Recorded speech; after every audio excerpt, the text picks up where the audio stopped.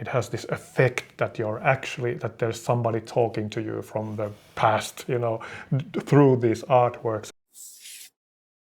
Today's visit is in the studio of Tatu Tuominen. Welcome to my studio. Thank you for having me. What do you do? I work with installation, print, drawing, painting, sound work, moving image. So maybe my practice would be more like projects that I execute instead of having this very sound artistic practice.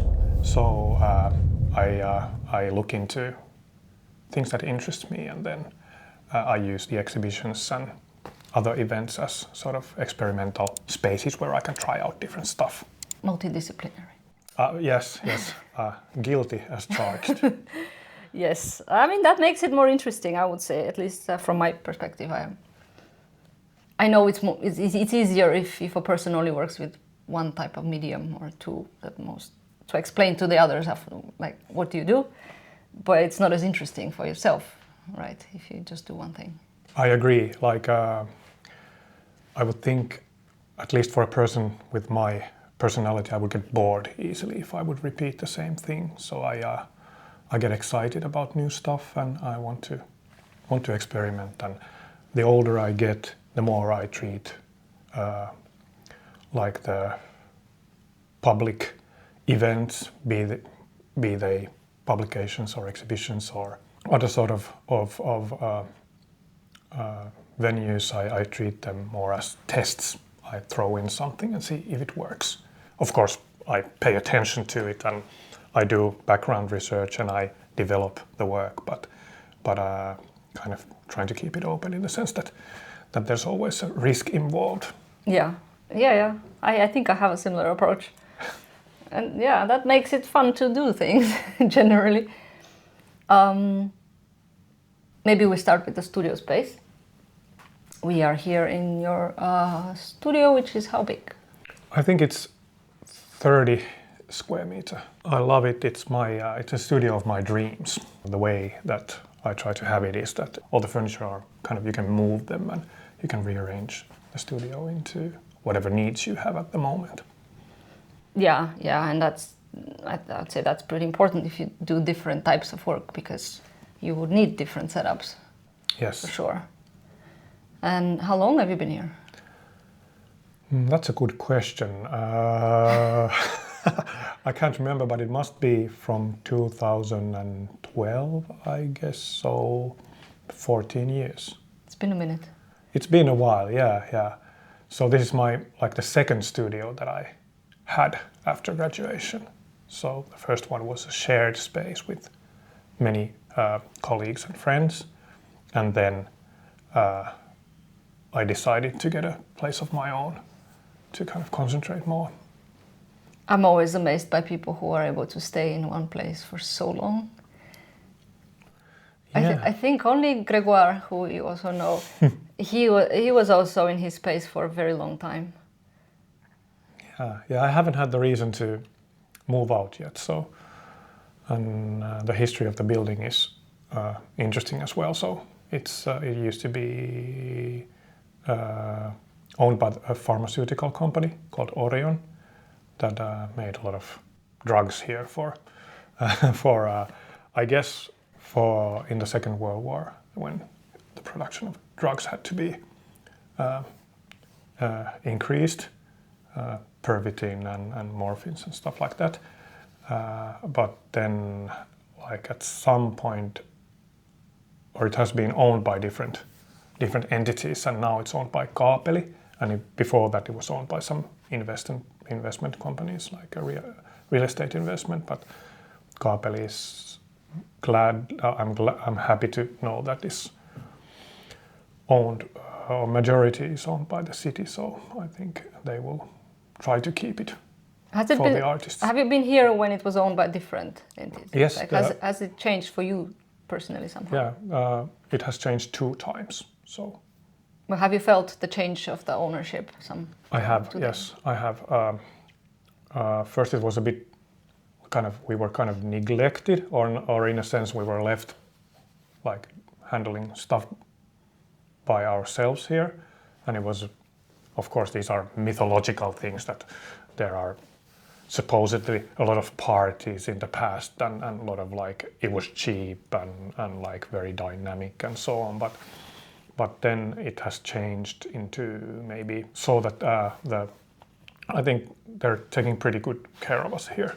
So if you need something, you can always reach a person. And you mean when something breaks, like a light bulb or whatever? Yeah, like that's what I mean exactly. But also, if I would need like if I'm going to install an exhibition, I need to borrow a laser level or something, then I can just call the maintenance, and if there are things being delivered here, then they will take them in the info, receive them for me. That's nice. So it's I'm happy. Of course, it's a question of also like the rent, how high it is, and this is still kind of below average, so I'm happy. Well, hopefully it remains that way. Let's hope so. Yeah. What do you like about this space the most? That is my own space. Maybe it's dynamic in a sense that I can use it for like office work. I can use it to cast concrete if I want. Then at night time I can use it to record instruments for music. So or I can shoot a animation here or a video and like. I noticed the camera in the ceiling. Yeah. Yeah, this is actually it is installed in the ceiling because you can do 3D modeling with it. So you can shoot objects and then you light it from 8 different angles and you eventually generate a 3D model. I've been working with Gabriel de la Cruz, who is a 3D specialist, and we're making this, or very important part of this one commissioned public artwork is making 3D models out of small pressed flowers. So I've been shooting pressed flowers that had been pressed by little kids and then making models out of those, and then eventually they will be concrete reliefs in the facade of a building. This is made in a way that it's like a regular cast, so that the stones remain inside and the cement is like touching the mold. But here in these examples, the mold has been treated with a retarder that keeps the cement from drying totally, and then when the cement is taken out of its mold, then it's being pressure washed, the cement away, and it exposes the stones. So it's kind of a binary image. So this is still ongoing project that you're Yes, yeah, it's very ongoing at the moment. There's a lot of critical phases now, but it's a kind of a technique that I haven't tried before. So as I told, that usually I look for like new ways to make art, and this is one that I haven't yet tried. So yeah, I've been using 3D scanning in my work lately, but not like this, just with a phone app.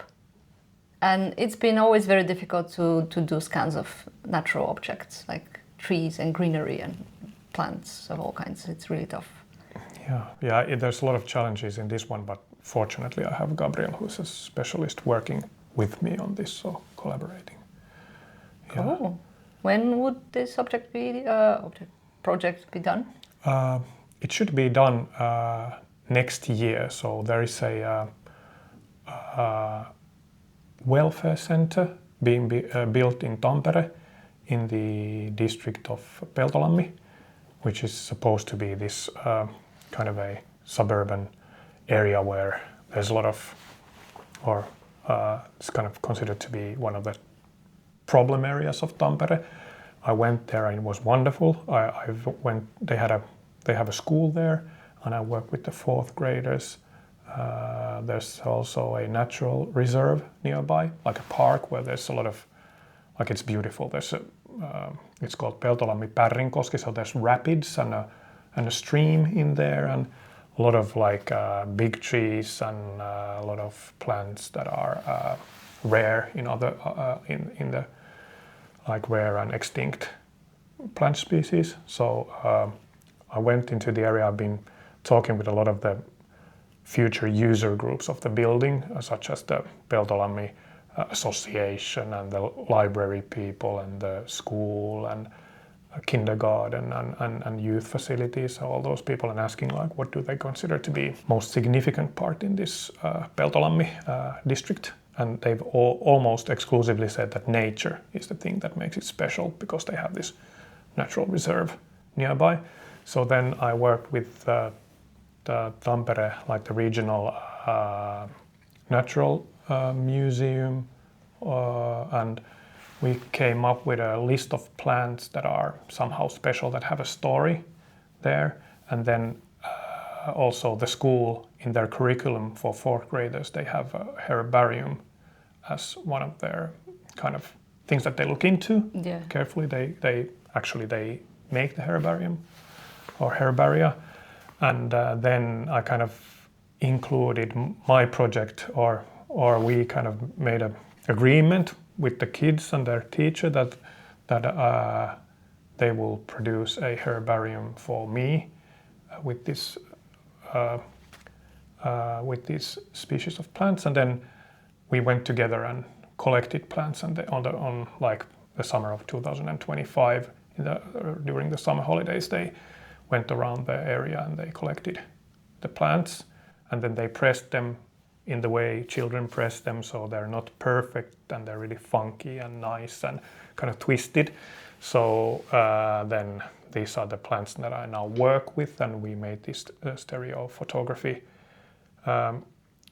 with the plants. And the idea is that then we just blow up the size of them into 4 or 5 meter pressed plants and a CNC machine them into molds, which then eventually will be laid in the framework of the concrete element molds, which are the actual walls of the facade of the building. So then there will be a imprint or a relief of these giant flowers that the children have picked on the facade. Awesome. Like, so much more to a public art piece than one would think, because you had this whole process of going there and interacting with the people who are going to be using that building after all. Yeah, and I thought it's interesting also that the work is not the things that are perceivable in the building only, but it's the whole process and the whole kind of involvement of the people there. And the idea is to... I'm sure some of them are going to tell the stories afterwards. Hey, this is the plant I was, doing in school. And that's my idea. Yeah, hopefully. I'll be interested to hear more about how projects go and your practice, because I have seen your prints. I think that was the first thing I saw of your work. And then when I was checking your website, I saw your public art that is this kind of a reliefs on different, I'm not sure if it was concrete or a stone slab of some sort. And then that was really interesting to me also. But before that, I'm always asking people, or like at least I'm happy when they share their backstory of how it came to be to this point. Yeah. Like, when you were a kid, did you think you would be an artist? Well, not really. I didn't have aspirations to be an artist, but I did draw a lot, and I was a kid who had a kind of a rich inner world. So I kept reading and drawing a lot, and I wasn't into sports or anything like that. I wasn't very I wasn't a hermit, so I had friends, but I really enjoyed spending time alone and drawing and coming up with concepts, making collages, little magazines and stuff like that when I was a kid. So I think naturally that would maybe lead into being interested in that also, like when you grow up. But no, I wasn't planning on to be an artist. How did it happen then? Yeah, so I went to, I'm not very good at setting aims or kind of like going from point A to B like directly.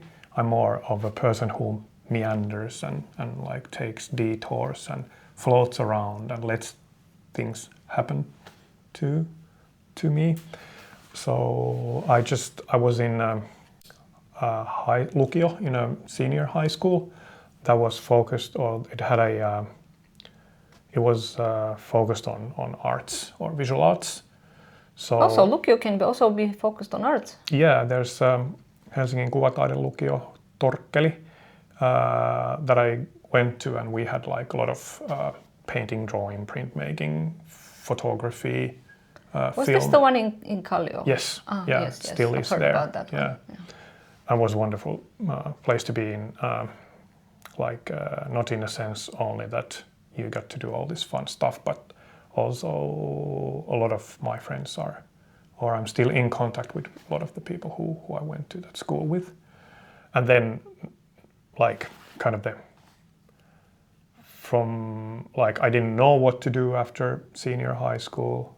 I did my civil service after that, and some was also a small part. I was just working for money, but then maybe for somebody who's not Finnish, it could be good to explain that here the civil service is kind of the other option of the army. Yeah, it's like non-military service. So military service is mandatory. Yeah, and you have to choose one or the other, right? Yeah, and it was more popular back in the day when it was still, the military service was almost a year and civil service was 13 months, but now you can go through military service in 6 months. So people tend not to choose civil service that much anymore, but I've been a pacifist since very young. So that was a natural choice for me. But I did that, and then at some point I just had to apply for something in order to get an education. So I was thinking about arts, and my mother told me that you should have a profession, like a real profession. So I applied to, it was called Taidetalouden korkeakoulu, University of Arts and Design at that time, which is now Aalto University. So I applied for the arts education there to become a teacher, and I got in, and I was there for a few years. Then I went on for an exchange in the Academy of Fine Arts into the printmaking study area, and got really into making prints. I have to admit that I wasn't well informed of contemporary art at that time. So, or I thought I was, but I really wasn't. And then, but I had fun there. I mean, it was like really focused, and you got to kind of contemplate on the things you did, and that was enjoyable. I didn't think about what to do after graduation. I just thought that, okay, this is something where I want to be. I want to be part of this. And then I applied, and the second time I applied, I got in. And then. So from what was then Aalto, well, what is now Aalto, did you graduated from that? I made my BA there. Yeah, and I'm a little bit short of MA, but I kind of slipped into a whole other world. So right. I had to, it was also like a question of survival. I didn't have a lot of, at some point, like the student support. So I had to work, and I had to do the academy, had to kind of also do my own artistic practice, and then I had the other school. So I had to drop something out at that point. So right. Naturally it was then the master studies at Taik. Unfortunately, I should have completed those, but that's life. Shoulda, coulda, woulda. But I've been teaching for, 15 years already, so maybe it wasn't needed then. Yeah. When I was studying, we had it like a minor, the teaching profile, and it was an option that you could choose for free. It was just like, if you can take this as a second speciality of some sort, if you wanted to, and most people did, because you never know what's gonna happen in life. That sounds good. I mean, then you have a profession alongside of your artistic. I mean, I think in arts many people are not like professional educators, but they teach art. Yeah. Just the same. Yeah, I think it's the experience of making it that counts more than your pedagogical studies. Yeah, absolutely. Of course, you have to be able to teach. I mean, it's not for everybody, I would say. And I graduated in 2006. I did my master's degree show in 2005 and graduated in 2006, and then from the printmaking. I was in the printmaking department. It was called at that time. Yes. Yeah. How is it called now? Study area. Printmaking study area. So there are. Okay. Well, it's not important, but the school is still kind of divided, or the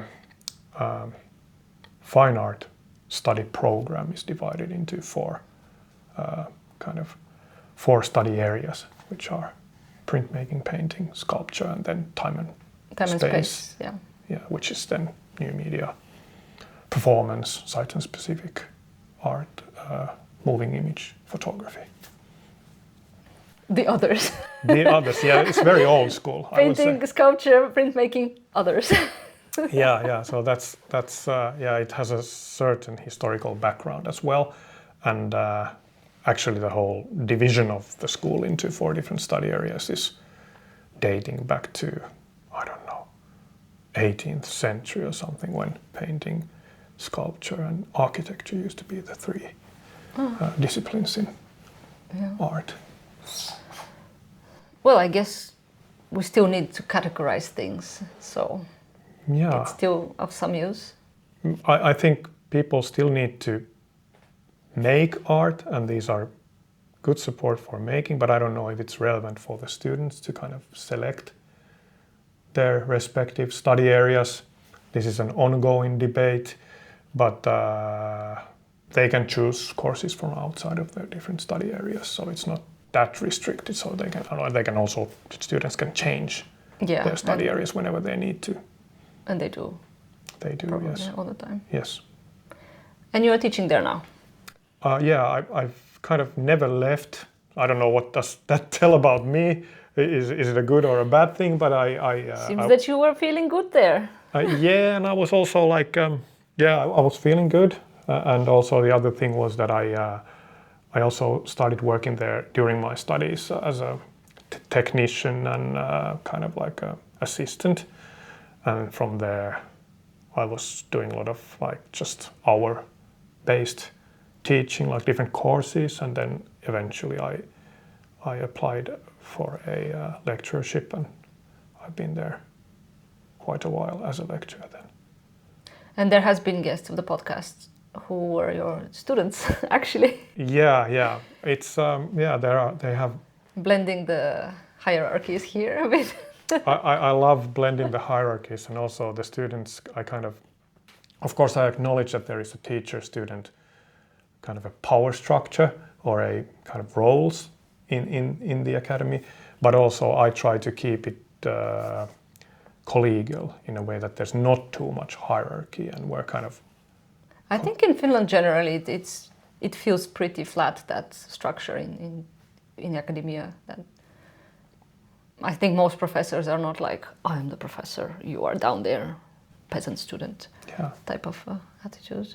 I try to give them kind of the perspective of an outsider into the practice, and of course I share my experience and I teach them certain skills or traits, but when we have a discussion about their practice or art in general, then I try to have it so that it's a two-way street, and that I can't reveal the truth to them because I don't know it myself. So it's more and of a often discussion. There's not one truth to it. So. Yeah, it's very ambiguous when it comes to art and anything. For that matter. But this is of course would maybe be totally different if you would ask a student. So I don't like, but it's my approach to teaching. But I could actually one more thing I would like to say about the academy, and so about the study areas, which seem to be like these silos, but also it's not all about. Of course, they are like their relation to the medium is how they're divided, but they have their own profiles, so that it's not only that in sculpture you kind of are focused on sculpture. But the professors and the lecturers there, they kind of create things that are not related to the medium, of course, that are kind of part of the curriculum there and part of the ethos or whatever. So like all of the study areas have their own respective kind of vibe, and then it's all about the students as well, like what do they do in their studies and in their study areas. So yeah, and in every study area you can twist things that turn into another study area. Yeah. Anyway, even with the mediums that are used classically there. Yeah, and it's not classical, or like it's also like we try to think of what print is today and how is it significant, what is its relation to its relation to its history, and how is it contemporary art and these kind of things, or what is print, like how do you define the medium and these kind of questions, for example. And that's also what your art practice is about. From what I read on your site, it's you have this connection with what is the print and the history of the print, but told in a more contemporary way. Yeah, I guess so. And then, as you mentioned before, that some students you have already interviewed in the podcast, and if you take a look at their practice, they're not necessarily making prints as such, but they're doing wonderful things, like they're not at all restricted by their relation to the medium they have been taught in the university, but I would say quite the opposite, that they kind of gain from that perspective, and then they take it to places that no one has entered before, or something like that. Yeah. I mean, of course, you can never tell a person that this is what you are going to do later in life. Like, I'm not doing porcelain right now. yeah. That's how it goes. So in any case, a person is going to do whatever they decide to do. Yes, precisely. Yeah. But you asked about my practice and about Yeah. print, so I mostly look into printed texts or images and into their histories, and kind of appropriate images or text from certain repositories, as in collections in museums, for example, or in the internet, and then I kind of recontextualize them. I exhibit them in today's context and try to make them engage in the contemporary discourses that we have. So that is my strategy that I use, and of course people might ask that am I not creating anything myself, since I'm using imagery that already exists, but in the artistic process it of course shifts and gains new meaning in the different phases of it, and I would say I claim, I'm very serious about this, that if I take, for example, an etching from the 17th century, I reproduce it as perfectly as I can into the medium. For example, I make the etching again, I trace every line, I print it out in the like the traditional ways, and then when I exhibit it in today, in a context of today somewhere, it's another work.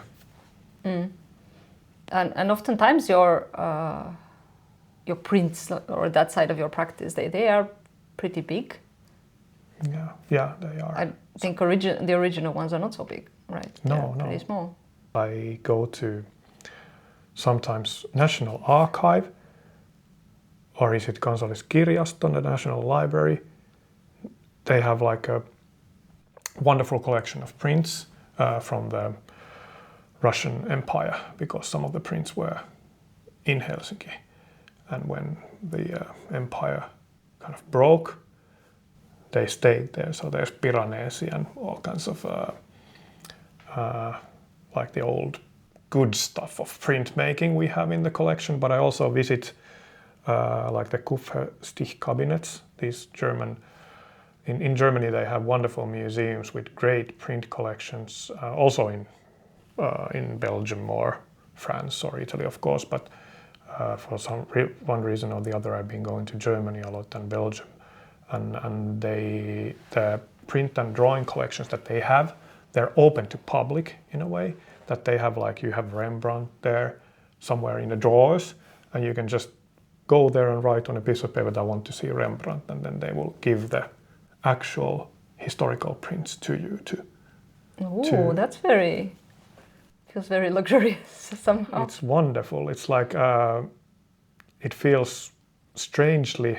It has this effect that that there's somebody talking to you from the past, through these artworks, and you would think that these, like, masterpieces, that they have a kind of a that they have an aura and they are magnificent and great, but then they are musty small pieces of gray paper and they smell a bit and then you have to be the lines are really thin and you have to have a magnifying glass to see what's going on in there. But that's like the thing that I really value, and then a lot of my recent exhibitions have started in a way that I go into these collections and look at the prints, and then I kind of drag them from the depths of the repositories and bring them into the bustling of today's kind of everyday life. Interesting. Yeah, maybe because of Dürer and these, like, in Germany there is more appreciation of this medium and just the tradition. Yeah, and when, like, the history of Kunstprint in the 17th, 18th century, there was in Europe, like, a very well-working commercial network for trading prints. So there were workshops that made editions, artists work for there, or then it was commissioned, these designs from artists, and then they disseminated these editions through these channels, this network throughout Europe, and Germany was in the middle of that. But of course they were also, like, in other parts of Europe. Finland at that time really wasn't getting any of that. But Finland was at that time part of Sweden or Russia? Both. In the beginning of the 19th century, we were joined the Great Russian Empire, and then before that, we were part of the Swedish kingdom. Yes. Yeah. Yeah, that's the history. Yeah. So what do you do at the moment, apart from the project with the flowers? I'm doing another commissioned public artwork in the city of Turku, which is also about flowers. So, as it seems, I'm now... You're on a flower wave. Yeah, I'm riding a flower wave. I have botanical aspirations, which I didn't know of. But like, it's also kind of the site that directed me into this. So I was asked to do, or asked to take a part in a competition for a public artwork in Turku. And then I went to, it's near Logomo. There's this old... The new train station. Yes, very near that place actually. And there was a hole in the ground where they were planning to build many new residential buildings. And then I went into the site to kind of get the feeling before I would make a proposition for the art for the competition. So I went and looked at the hole in the ground. Nothing really happened. Then I saw that there was this hill, 30-meter rocky hill behind my back, and I climbed that hill to get a better view of the place. And that hill had this strange kind of atmosphere to it. It was full of, like, different plants, these flowers and different kinds of trees. It was it's right in the middle of the city, and it's like a 30-meter hill, so you can get a great view on both sides of the city, and I had a feeling that there's something special about this place, like this sort of experience that I have to look into what this place is. And there were also like like you could see that there has been a quarry, is that a word?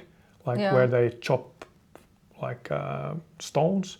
Yeah. So then I looked into that and I found out its name, the hill is called Juhannuskukkula, Midsummer Hill, and what could be a more poetic name than that?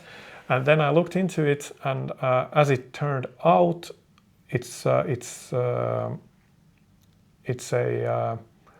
kaupunkiketo, like a urban meadow, very rare biotype. So there are species of plants like muinaistulokas in Finnish. I don't know how that translates into English, but special flowers that are indicators of something happening in the ancient times. So there is this one plant, for example, a species called meadow sweet, which is an archaeophyte, and that is a concept. An archaeophyte is a species that would date back into like the times before the beginning of the 16th century. So if you see these flowers, you know that there has been Viking settlement on that place, and there has been maybe sheep or goats herd on the hill. I found that super interesting. And also there are other species that are used for medicinal purposes and which are very rare or even endangered on the hill.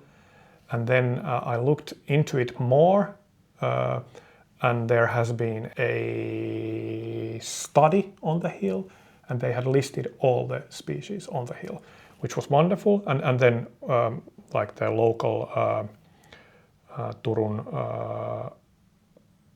Turku city, there's this association like for people interested in these things, and that they're taking care of the hill. So they're kind of like plucking certain plants and making it so that it stays as this meadow biotype. And then I marched into the university in Turku, into their plant museum there, biodiversity unit, and I met up with a docent there, Samuli, who is a great guy, who then told me more about this biotype. And then I asked, is it possible to see some of the plants? They have a herbarium, they have 1.2 million plant species in that herbarium, so it's really great. It's vast. And then I asked Samuli that, could you show me some of the plant samples from the hill or those species that grow on the hill, and he produced me or gave me these papers that were several hundred years old, looked wonderful. They are like this brownish dried plants, but they have like really vibrant colors also in them, and I got super excited. I asked that who has gathered, for example, this specimen, and he answered that Elias Lönnroth, who is the same person who has put together Kalevala, the Finnish epic. Ah, so that right. was yeah. Oh yeah. I only know Lönnrothenkatu, but of course it's a okay. So Lönnrothenkatu is named after Elias Lönnroth, Yeah. who was a statesman, also kind of has a lot to do with Finnish language, because he gathered the poems or the oral tradition of these sang out poetry of Kalevala and edited into an epic. But I didn't know that he was also into plants. So he was he was a botanist as well. So in my mind, of course, I saw him gathering the poems at the same time and picking up these flowers and like the thing was that, or I thought that there's also a beautiful analogy between collecting old poetry and preserving the Finnish language, and also collecting plants and preserving biodiversity in that way. So that was the idea, like that I took for my proposal for the competition, and I won it. And then I photographed the plants in the museum, and then they're going to be printed. Largest ones are 20-meter size, so like the plant specimens are being like then featured on the facade of these new apartment buildings. They're going to be CNC milled, probably, or no, they're photographs, so they're going to be printed on these kind of, I don't know what they're called, facade boards or something. They're made of stone and like a composite, and then you can UV print on those, and then once you varnish it, they stay like that for 50 years. I was being really dubious about this, that can't work. I don't want to have any, terrible looking prints on the buildings, but they're quite okay quality, I would say. But they're gigantic photographs of the plants now from the hill that is facing now the new apartment buildings. Yeah, fascinating. Is that your approach for every public art project, that you go there and try to gather some ideas from the space itself? Mostly, yes. So I have 2 in the process, and I have executed 3 before this, and in 4 of them that has been the strategy, that I go into the place, I dig stuff that feels, or I start researching, or research, it always sounds a bit too fancy, but I just start finding out things about it. I Google, I go to libraries, and for example, I made an artwork in the city of Lahti. I went to the Finnish Railway Museum, into their archives, and then when I made one in Sompasaari in Helsinki, I took a reprint of a history book about the kind of the fisherman society that was living there a few hundred years ago, or up until the 50s. And so, but in one work which I made in the floors of a kindergarten, there I just more broadly looked into art history and introduced palaces and mosque courtyards and churches and cathedrals and city halls of historical buildings, or their floor patterns, and I copied them and took them into the present day Finnish kindergarten. So is like history the main theme in your work, more or less? Could it be said? Yeah, history and different histories, so it doesn't always have to be like the kind of the canonized version, but it can be like my light signal from the shore piece, which I did for Sompasaari, which was a temporary piece. So I looked into a book whose author is Eero Haapanen. For example, this book is not kind of the official history of Helsinki, but going on to the fishermen and seafaring society that are people that were somehow dealing with or living by the water and had boats, and they were fishermen. But then when Finns had the probation, is that what it's called? Like when you can't sell alcohol? Prohibition law. So then they became like smugglers of alcohol, and of course, and very like it was kind of the Chicago mafia, but the smaller version in Helsinki. So these kind of things that it also kind of challenges. Whenever there's prohibition, there would be smugglers. Yes. For sure. Yes. Yeah, definitely. So, but like the point was that it's not the kind of canonized or standardized history, but it could be something like smaller things as well, like the history of us, the small person. Yeah. I mean, every history could be interesting if you find a piece in it that fits somehow. I don't know. Yeah. So what amount of your practice would you say is this public art versus other projects? I would say that now it's been more than half is public art. So these commissions are different kind of practice. They're more collaborative, So you're working with a group of people always. Even if you would be producing let's say a sculpture of your own in your studio, then you have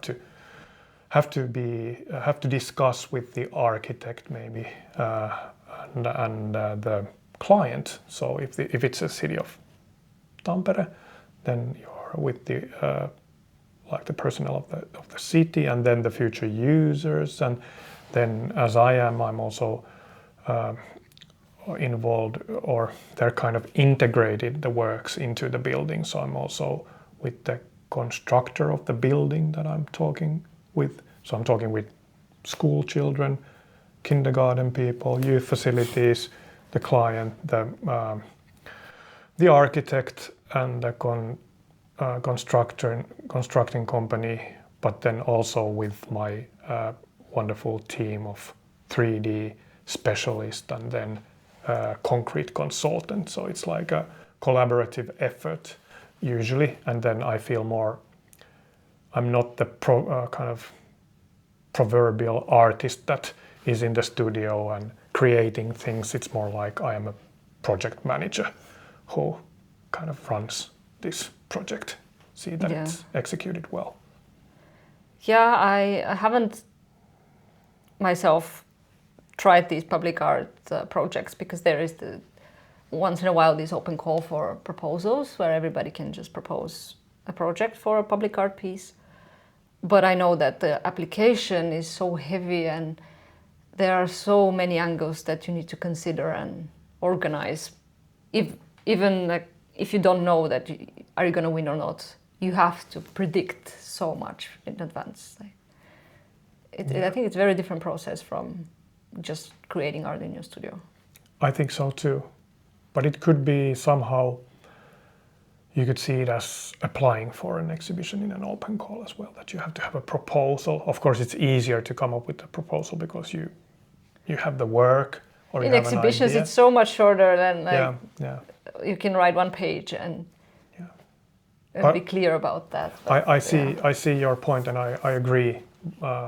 But also I would encourage artists, regardless of their field, to kind of try to tap into that. So you can, for example, take your portfolio to Emma or Hum or something and see if there is some interest. And I think it's interesting because it's another type of it's totally, well, I can see, probably in the community of artists, sometimes it's being considered as being kind of like not a bit low and kind of like that you have to make compromises, but I don't really care about that. I see it as an opportunity to try new things, to make works different with different materials for different audiences, and usually the work stays there, so it is there for the next decades or half. Yeah, and it's very important to keep people interested in art generally that are not artists and that have nothing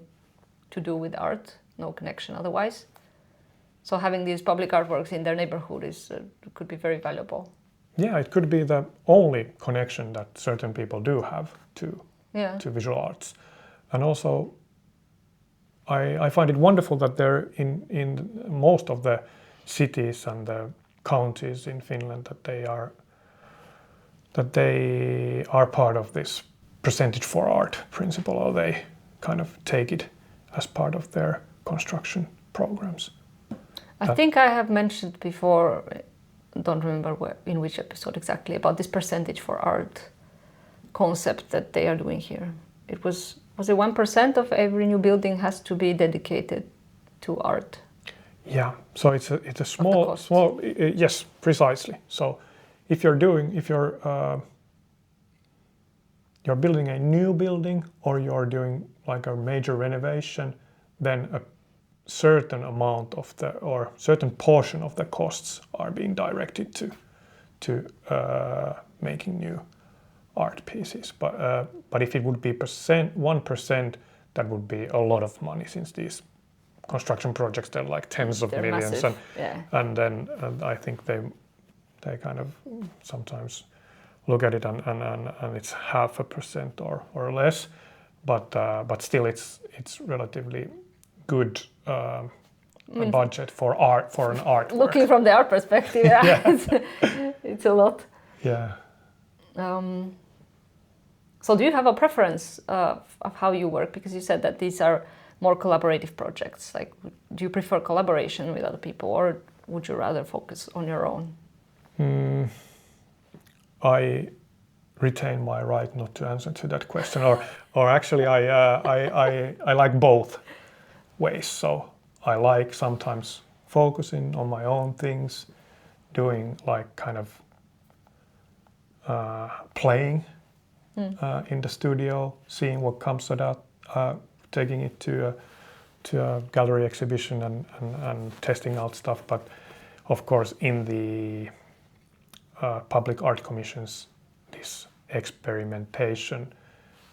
Of course, my projects are experimental. Usually they're done with methods that I haven't tried before, and I try to develop methods, but you have to really at least try to get them executed in a way that they stay there. They stay there. Yeah. That they have a lifespan at least, and they're not dangerous, or you have to take these things under consideration. So it's different, but I like both, and I'm happy. I'm privileged to be able to do both things at the same time. Yeah, and then that makes it more diverse and again, like more interesting to just keep doing things. Yeah. Do you have other themes in your work that we haven't mentioned? Well, lately I've been doing text-based work as well, but also appropriating text from sources, various sources, and making kind of sculpting them into paper. So I've been cutting out text out of paper and making sculptures out of that. There's something hanging on the roof there, but it's kind of a prototype of a historical or a citation of a historical text on the primeval forests of Europe. Yeah, I was going to ask how you choose the text. What text exactly you're taking? I can give you an example. So I had an exhibition in Galleria Katarina a few months back, a solo show, where I was looking into the lost primeval forests of Europe. And the way I did it was that I made use of two historical sources, and one of them was text-based. It was Pliny the Elder's, who was a ancient Roman author and a statesman. So he wrote a book called Naturalis Historia, and in the book he referred to the ancient forest of Hercynia, the Hercynian forest. And this was a forest situated in western Central Europe that was on the kind of the borderlines of the Roman Empire, and was in the citations he said that it's so thick that you can't get through it, and it is vast, and it's that even the Roman Empire can't govern this forest, and it kind of represented the wild, untamed nature. But also in his citation, I can't quote it word for word, but he said that it's been existing since the birth of time, and it is on a near approach to immortality, so it will be immortal. But as we know, this forest it is no longer there, as with most of the primeval forests. It's like a fairy tale. I remember when I was reading fairy tales as a kid, there was this forest, magical forests. Yeah, and these forests were there in Europe, but because of our industrial scale need for wood and farming, they have been cut down. Yeah. So and also the other historical source I used was Albrecht Altdorfer, who is a German painter and a printmaker. So his series of etchings, which are the first landscapes. Not the first landscapes in art, because there had been paintings of where landscape was an individual subject matter and there was no humans presented in the image, and there was no mythological or religious tones, but it was all about nature. But in Altdorfer's etching series, that was the way how the concept of landscape was disseminated in Europe through this that I earlier mentioned, this network of selling prints.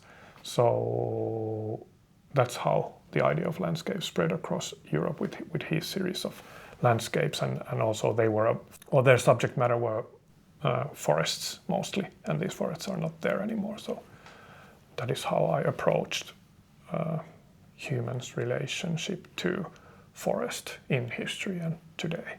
There's a lot about the forest here in Finland, in art, especially lately, because of the Kone grants.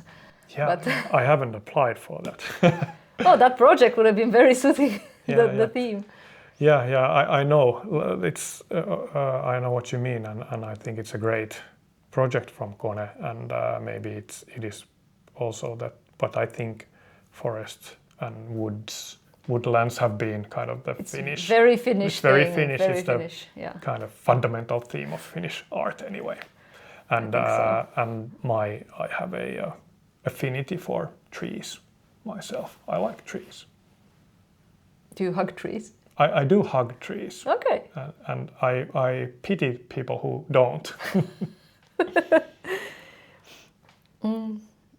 I think I have tried on a couple of occasions. Yeah. How did it feel? I couldn't tell much of a difference. Maybe that's why I didn't continue hugging them. But maybe I just didn't experience it enough to. I don't know what. Think about it. What much. There could. I don't know if you have to have too much expectations. It's just maybe I had too much expectations. Yeah. It didn't hug you back. No, it didn't. Yeah. And then I figured, for them probably it's best if I just let them be. Yeah, that's respectful enough. Getting back to your practice and your work in the studio, do you come here every day or as much as you can, or do you come in waves of when you have project to do? Yeah, so I teach, so I'm a full-time lecturer, meaning that it's 100% job, so that takes most of my time. But in the morning, I come here at 8, I do a bit of work on my projects before I go to the academy at 10, and then in the weekends and holiday time, I come here, and once in a while I've been lucky enough to get a working grant and focus on my work. I had one last autumn when I did my solo show, and then most of the work on these two commissioned public artworks. So otherwise I most probably would have not made it, I think. Yeah, full-time job and art practice is hard to juggle. It is, yeah. And a life. And a life, yeah. Life gets in between this. Yeah, but I do consider to have a life as well. So would be good, to not drop that. Yeah, that's the one thing you shouldn't leave out of the equation. But it's like juggling 3 balls in the air at the same time, and you're never quite happy, or you feel that you should do one or the other more than you're currently doing. But then again, I think it's a quest for balance, and you can never find that balance, but you have to keep looking for it somehow. And I mean, balance is not a step that you step on. It's more of a one-wheel bicycle that you have to constantly maintain. Or walking the rope. You have to maneuver. Yeah, true. Do you have some rituals when you come to the studio of how you work, or a specific things you go through? Not really. I mean, it depends. I do a lot of the writing and correspondence stuff here as well. So it's also an office. and then I work project by project. So they're all very different. Sometimes I draw, sometimes I cast concrete, sometimes I paint, sometimes I cut paper. So it depends on what I'm working with, the routines, and I don't drink coffee here or I don't socialize when I come here. I try to keep it strictly business. So I would say that in my day I multitask, so I'm running different operations at the same time. That's what teaching is mostly. So you're planning stuff, you're writing emails, you're doing a bit of teaching, a studio visit perhaps, or teaching a course, and then you're, reporting to the university, and then you have your art practice on the side. So there's all these things going on at the same time. But I've noticed that naturally for me, the hours between 8 and 10 are the kind of like, my mind is still in a virgin state after sleep, so I can really concentrate on things. And then after 10 o'clock, it's like I've lost it already. So then I can just, chop up tasks one after the other, but not really make a longer concentrated thing. So if I have to write, I have to do that in the morning. I mean, I can focus also later in the day, but for bursts of like 40 minutes, and then I need to do something else. Yeah. And then I can come back to the previous thing, but I have to have another thing happening, I guess, some part of the brain to relax a little bit and then come back to that. Yeah, I've been thinking about the same thing too, that maybe it also has to do with the current media landscape that we have the phone there, and we're kind of all connected to things, and everything is chopped up into smaller pieces, and you have to multitask. So when you're not multitasking, you feel anxious and you have to move on to the next thing. So maybe. I think we have been corrupted. This could be it. This is my claim. Could be. But do you work at night? Never. Me neither. Never. I can't do that. I've heard that there are people, artists, that can concentrate on nights when there's nothing else going on, but I sleep mostly.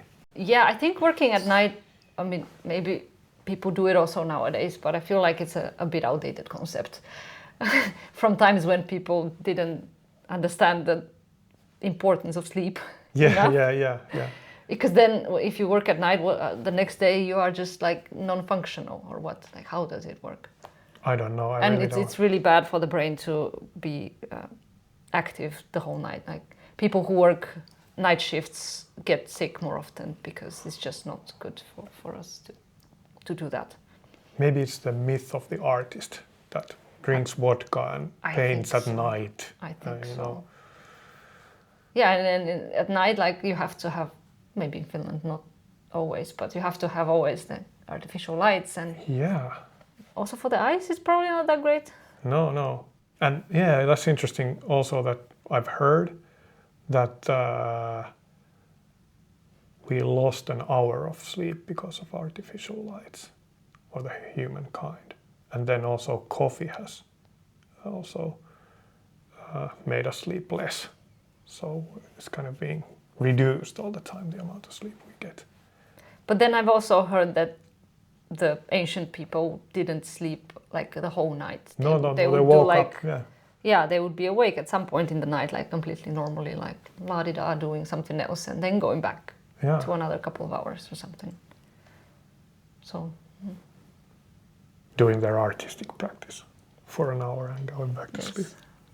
Making imprints in the cave with the hands. Yeah. Like some pigments, blowing pigments. Hey, let's go and do that. Yes, now is the time. Do you involve your friends and family in your practice somehow? I do involve my friends, and for example, in a way that I ask them their opinions on what I'm working with, but and I do collaboration with colleagues, but not so much involving them directly into my artistic practice. No. Yeah. But I like, for example, if I'm writing a statement, I might ask my partner or my friend to read it through, give me feedback. And sometimes I ask a family member to come to the studio to see what I'm doing. Like it's also kind of, they might be interested as well, and then I get some natural feedback. And sometimes there's the luxury of having a artist friend over at the studio to give feedback. But I have to say that I'm not so good at that. I would need to do that more to involve other people also. I mean, have to is don't have to. Yeah, yeah. But it could be useful, I think, in certain stages of the work. Yeah, potentially, maybe. Do you have other artists in your family, or? No. No. Oh, it's I'm a son of a single mother who was the first in my family to have a university diploma. And we've been a working class. We have a working class history, no interest in high arts whatsoever. My mother used to read a lot, novels mostly, and was kind of appreciating art, but wasn't so into it like high arts. So I'm an exception in that sense. And you still followed her advice about having a profession in the end? Yeah, in the end, yes. I did what mom told me to do. Well, what does that tell about me? I don't know. But you're a good child to your mom. Yeah. Oh, I have a question that I have written down that I haven't asked anybody yet. Okay. Because I never remembered to do that. But now I can ask you, like, what about your practice gives you the most meaning? That's a good question and very hard to answer, since I find meaning in the process of it, trying out new things, not getting what you expected, but something better. That's always a place where you find meaning, that you sort of have a vision of what you're kind of aiming for. Even if you try to scramble things and make it very arbitrary, you always kind of are expecting something. And when you, in the end, when it's not that, and when you're happy with this, you're kind of given a present that this is something new. You've made it, but you didn't know you could, or that you even had it in you, or that that's always a place of a significant thing. Then also, of course, when I'm not looking for validation, so that somebody would write about my art or would give me or would acquire my artwork in collections. Of course, that makes me feel good, but that's not what I'm aspiring for. But when I get feedback from exhibitions or commissioned public artwork, that sincere feedback of what people have thought about seeing them, that always makes me feel that makes it worthwhile as well. Also, like working with the kids has been nice, because they tend to not have that filter. They can tell how they really feel about the work. Yeah, and always, like, a lot of the work is about the people who are going to be perceiving it, because that's the idea of it. Like, yeah. I mean, of course, there is the personal side of that. I want to do this because I want to do this, but then I also would want people to see it. Yeah. And if people wouldn't see it, then would it be an artwork? Or maybe this is an ontological question that is not for this podcast, right? That's another podcast in itself. Yeah. But how about you? Well, or where do you find meaning in your artistic practice? Oh, yeah, that's a good point, that I'm asking questions I haven't really thought about answering myself. Please do. You have a... I think for me it's about the freedom to decide what I want to do. I'm really aiming for this state of feeling free, that I want to draw with a pencil today, and I don't care that the world is completely digital and that type of a thing, or like, yeah, I think I'm looking for freedom there. That's nice. Yeah, I think I might have the same as well. And I also appreciate the fact that to draw with a pencil in a digitalized world, I think that's like I do similar stuff that I might make an etching, which is like a centuries old technique and sort of alchemy almost.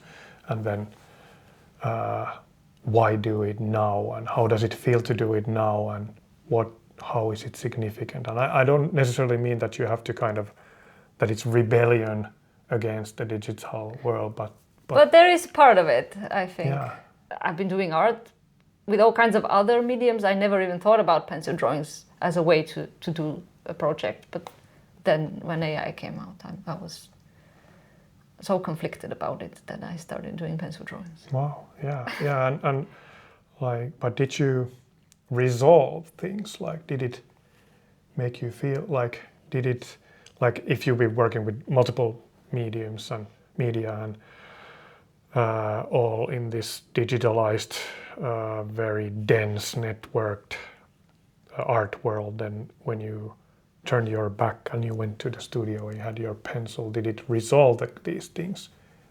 Did it feel more simple, and did you understand what you were doing better when you drew with a pencil? I'm not sure. It definitely gave me pleasure. This is also what I'm aiming for in my studio practice, that I want to have, I don't have to be ecstatic in the studio. I might have, sometimes I'm feeling very frustrated with the things that I do, but sometimes I get this feeling of pleasure, like this very kind of natural pleasure of doing things, and that's worthwhile. Yeah, I think that actually probably, strategically for my practice, this was not a good move. Well, how do you see? Because my practice has been very different from pencil drawings, and I know that strategically it's good to find one path and stick to it. And this kind of complicates things. Yeah. But it's just giving me pleasure. That's why I'm doing it. You're talking about the career artist. You should stick to one medium, you should repeat what you do so people could build up expectations and you could fulfill those expectations. You could create a brand. And people would you would get established with your brand, and then you would, I know, I've been doing quite the contrary as well. Like, for somehow, I don't know if it's subconsciously but I've been doing exactly the wrong things in that perspective. Like, I always, when I've kind of made a few years of something, I switched to something completely different, and the only thing that the thing that I gain is then the pleasure of trying new stuff. And and then you can think about the Dadaists in the 20s, for example, Hannah Höch or Kurt Schwitters. I've been thinking about the Dadaists lately, well, because of the whole situation in the world. It's not much different. And that was their response to that situation in the 20s. So, we're in kind of similar position in a way. I agree. It's But I'm not sure what the new Dadaism is. I haven't found the answer yet to that. But what I also wanted to say that they were poets and architects, and they did performances, they did collage, assemblage, painting, like everything. They didn't concentrate on one medium only. And I think they were interesting. And they were the most influential movement, yes, wasn't it? Yes. For the whole century later. I would say so. So there is still hope. There's still hope. Good for us.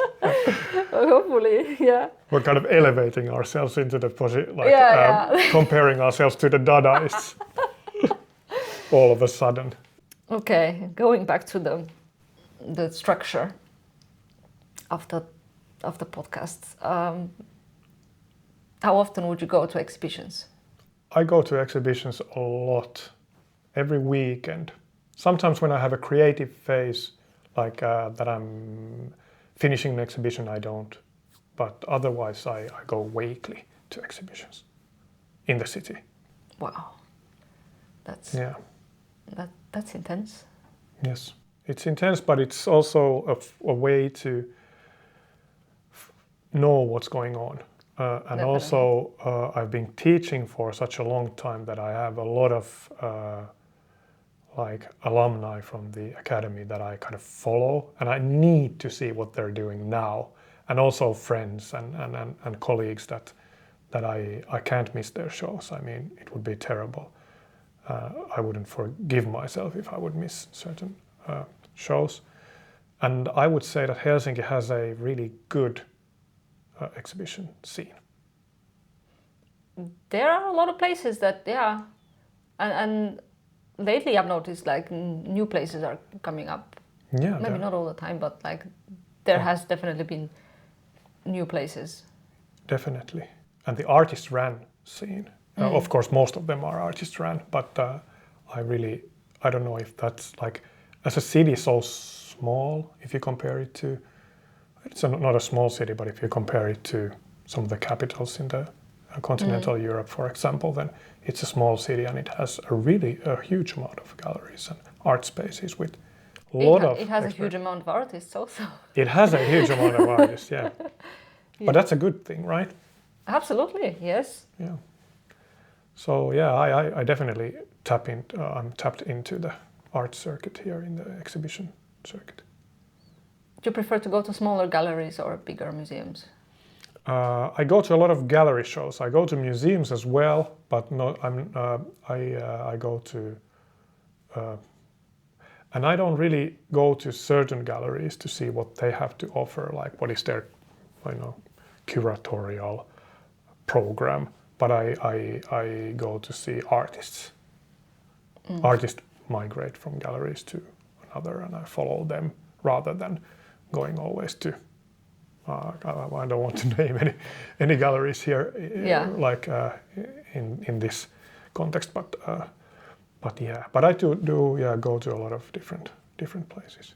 What would be some other places of inspiration for you? Could be anything. You mean places as in locations on the map? Or? Not necessarily. I go to the swimming stadiums, both of them, all the time in the summer season. That's Swimming stadiums? Isn't like it the one in the Olympic Stadium, then one in Kumpula. Like that's my thing. I go to libraries a lot. I listen to music if that's a space. I make music. That's a space. You make music, yeah. We haven't talked about that. Yeah, not yet. Yeah. I do make music. I've had a duo with a friend of mine who collects music, who is like this really monomanic record collector. He has, I think, more than 3,000 vinyls at his house, and he's going through music of different eras and different genres, and then he has been bringing me this stuff, and I've sampled it, like little bits and pieces of these records, and creating electronic or digital instruments out of this audio that I've appropriated, and then I arrange them into new compositions, and I make rhythms and structures and tones and colors with them. And for the past few years, I've been doing so that I make these beats out of these very short snippets of sound, like kind of like a collage practice. Like I mentioned Hannah here, like she would take from women's magazines a leg from there, and then from some other magazine like a tree from there, and then combine those into. So it's the same thing but in audio. And the nice thing about it is that in every audio you sample, you have a different sense of space or an illusion of space there, and when you combine those spaces in an arbitrary way, you create something unique, very nice soundscape. And then I've make these beats, and then actually in the same building upstairs there is Taajuusvarjostin, a studio called Taajuusvarjostin. We have done so that we have a room where there are 4 locations in the room, and in each corner there's but I have been acquainted with these younger generation Finnish jazz artists who are incredible. They're like, I've been like really critical about myth of genius, but these people are so very, at least they do a good job in pretending to be one, or then they're actually so kind of in tune with their instrument that it's incredible. So there's two sax players. There's an alto and a tenor saxophone. Jimmy Aalroos and Jesse Vilhomaa. And then there's Mikko Antila, who is, with the sax players, they also have their flutes with them, some synthesizers, some kind of woodwind instruments, I don't know, brass instruments, I don't even know the names of, so they have a lot of stuff with them. Then there's Mikko Antila, who is a vibraphonist, so he has his vibraphone. Then he has a piano, which is in the studio behind his back. He has synthesizer and a lot of like percussion, different kind of percussion instruments. Then there's Tuomas Talvi, who is a bass player who has a standalone upright bass, and then electric bass, and then bass synthesizers, and then they're all mic'd, and then I press record and I start the beat that I have made, and they improvise on it.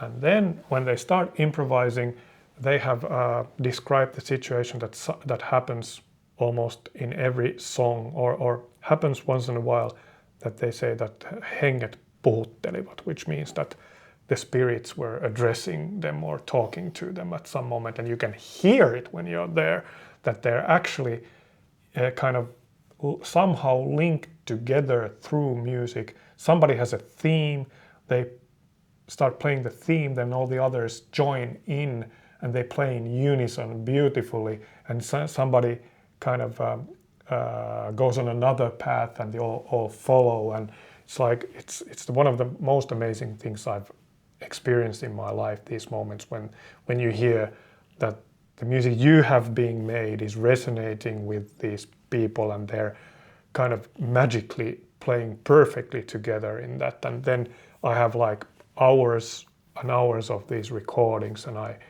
then edit them into songs which then are released and as albums or shorter. And now you have to say where they can be listened to. They can be listened to in all. There's one coming out of not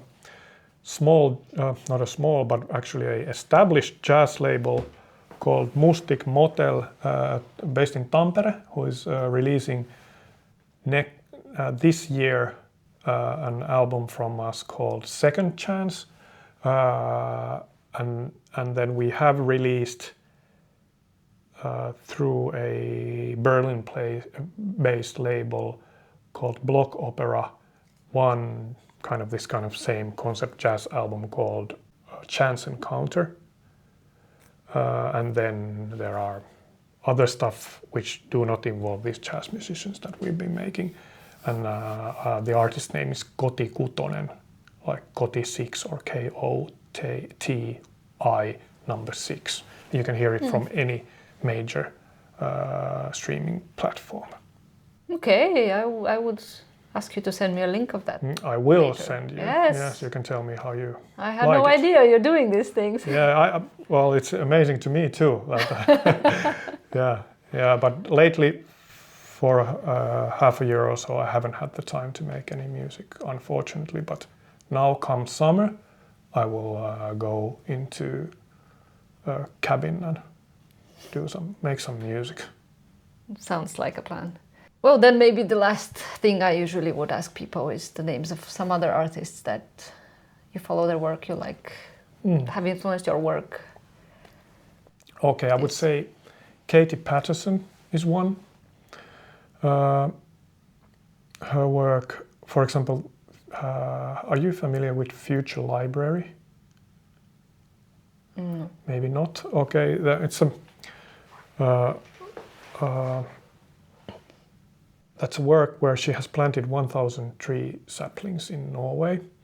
Then out of those trees, in 100 years' time, after they've grown taller, they will be made into paper, and this paper will be used in producing an anthology of novels or short stories that have been written by some of the most, like Margaret Atwood, for example, or Karl Ove Knausgård or Ocean Vuong, or like these interesting authors, and that's one work of hers.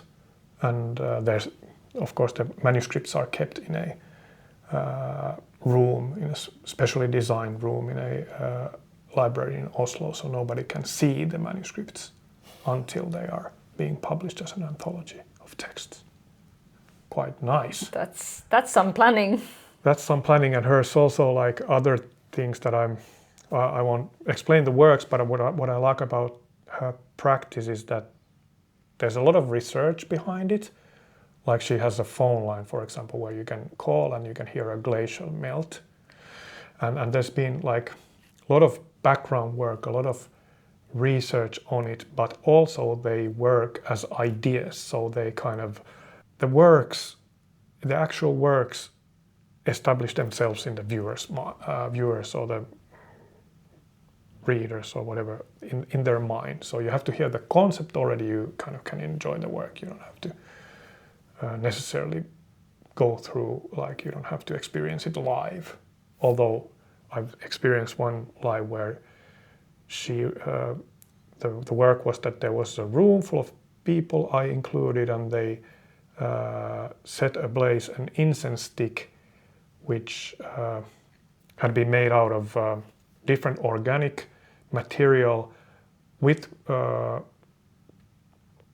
experts in like archaeologists that are experts in forests that they have included, and kind of perfumers or people who design perfumes, so that it would smell as if a 30 million year old forest would burn. Quite nice, I would say. And then for one artist that I have been greatly influenced by is Bruce Conner, who has been dubbed the father of music video, for example. But as we also discussed the Dadaists, that I would say that he was the Dadaists of the 50s and 60s. So he made these kind of found object assemblages with pantyhose and things that he found, and they could be like as the Christ on the cross, or kind of in the shapes of those, and also paper collages or magazine collages as well. And then he went into drawings, then he went into photography, like really experimental contact prints, like laying on the paper and stuff like that. And then he went into film, traveled around Mexico eating mushrooms and filming stuff. And then he made this kind of music video, or kind of like music videos before music videos. People are singing and really nice stuff. And then in the end, kind of this Buddhist kind of fold, or look, I don't know if they're Buddhist, but they sure resemble Buddhist tradition, but they're folded papers with inkblot drawings, very intricate. And all of the stuff is brilliant. And I love the idea that he hasn't stopped, but he has kept going and changed his practice when he feels like it. And he's not very well known, but I predict he didn't do the branding properly. Yeah, that's what we discussed, and I'm afraid that's the truth. Yeah. Yeah. And then I don't know, should I mention more names? If you want. Sigma Polke is one that I've been following, maybe more when I was studying, but I really like the way he digs into the archives and produces these intricate, detailed halftone paintings, but also in the 90s when he did these massive, like monumental scale kind of paintings with a lot of resin and like on both sides, and see-through fabrics and well, I guess those three would be this like is mine. Enough. Yeah, but I also look at lot of younger generation Finnish artists that I'm a great fan of. Well, thank you. I mean, I think this was plenty. Okay, thank you. It's been very nice. Yeah, it has for sure. And I will try to follow those public art projects to see how they turn out. I will keep you posted on how they proceed.